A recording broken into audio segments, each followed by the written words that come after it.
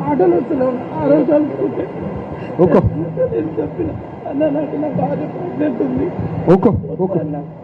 నేను అన్ని అనుమతులతో నా ఇల్లు కట్టుకున్నా. నేను నాకు పర్మిషన్ ఇచ్చారు, నాకు కేసీఆర్ కిట్ ఇచ్చారు, నా కొడుకుకి నాకు పట్ట భూములు ఇచ్చారు. అన్నాడు కాలు పొక్కుతామంటే నన్ను మెడలు పట్టి బయటికి నెట్టేసినారు. నువ్వు రావద్దు, నిన్ను ఇల్లు కూల కొట్టేస్తారు, నువ్వు డబల్ బెడ్రూమ్ తీసుకుంటే లేదా అని అడిగారు.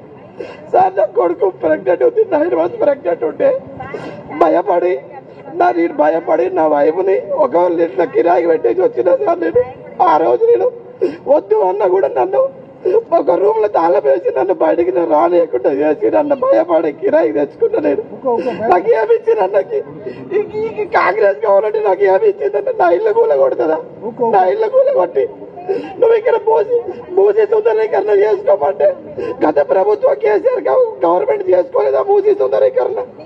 ఈ గవర్నమెంట్ వచ్చి నా ఇళ్ళ కూల కొడతా అంటుంది. ఎంత కూల కొడుతుంది అన్న? నేను పట్టాలు తెచ్చుకున్నా. నా కేసీఆర్ గవర్నమెంట్ లో ఫ్రీ కరెంట్ ఇచ్చిర్రు, నాకు రిజిస్ట్రేషన్ చేసిర్రు, నాకు వాటర్ కనెక్షన్ ఇచ్చిర్రు, అన్నీ తీసుకున్నాం.